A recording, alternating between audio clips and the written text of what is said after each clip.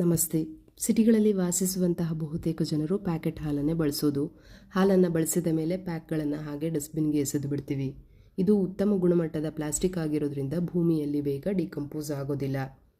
ನೋಡಿ, ಕೊಟ್ಟಿರುವಂತಹ scissor mark ಇರುವ ಈ ಡಾಟೆಡ್ ಲೈನ್ ಮೇಲೇ ಕಟ್ ಮಾಡದೆ ನಾವು ನಮ್ಮದೇ ಆದಂತಹ ಸಣ್ಣ ಸಣ್ಣ ಕಟ್ಗಳನ್ನು ಮಾಡಿ ಈ ಸಣ್ಣ ತುಂಡುಗಳನ್ನು ಹಾಗೆ ಡಸ್ಟ್ಬಿನ್ಗೆ ಎಸೆಯೋದ್ರಿಂದ ಅದು ಮಣ್ಣಿನಲ್ಲಿ ಸೇರಿ ಡಿಕಂಪೋಸ್ ಆಗದೆ ಹಾಗೆ ಉಳಿದು ನಮ್ಮ ಪ್ರಕೃತಿಗೆ ಹಾನಿಯನ್ನು ಉಂಟು ಮಾಡುತ್ತೆ. ಈ ತಪ್ಪನ್ನು ಮಾಡದೆ ನಾವು ಹಾರಿಜಾಂಟಲ್ ಲೈನ್ ಮೇಲೇ ಈ ರೀತಿಯಾಗಿ ಕಟ್ ಮಾಡಿ ಹಾಲನ್ನು ಸಂಪೂರ್ಣವಾಗಿ ಕಂಟೈನರ್ಗೆ ಟ್ರಾನ್ಸ್ಫರ್ ಮಾಡಿದ ಮೇಲೆ ಈ ಪ್ಯಾಕ್ಗಳನ್ನು ನೀರಿನಲ್ಲಿ 2 ಬಾರಿ ರಿನ್ಸ್ ಮಾಡಿ ನಿಮಗೆ ಅನುಕೂಲವಾಗುವಂತಹ ಜಾಗದಲ್ಲಿ ಅಂಟಿಸಿಬಿಟ್ಟಾಗ ಅದರಲ್ಲಿರುವಂತಹ ನೀರು ಸಂಪೂರ್ಣವಾಗಿ ಇಳಿದು ಹೋಗಿ ಒಣಗಿ ಹೋಗುತ್ತೆ.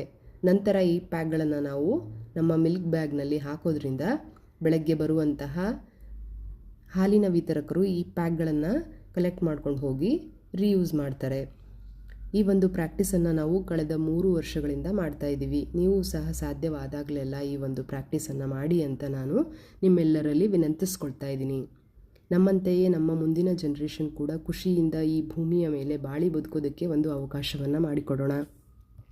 ನಮಗೆ ಎಲ್ಲವನ್ನು ಕೊಟ್ಟಂತಹ ಈ ಪ್ರಕೃತಿಯ ಮಡಿಲಿನಲ್ಲಿ ನಾವು ಈ ಪ್ಲಾಸ್ಟಿಕ್ಕನ್ನು ತುಂಬುವಂತಹ ಪ್ರಾಕ್ಟೀಸ್ಗಳನ್ನು ಆದಷ್ಟು ಕಮ್ಮಿ ಮಾಡೋಣ. ಅವಶ್ಯಕತೆ ಇದ್ದಲ್ಲಿ ಮಾತ್ರ ಪ್ಲಾಸ್ಟಿಕ್ಕನ್ನು ಬಳಸೋಣ.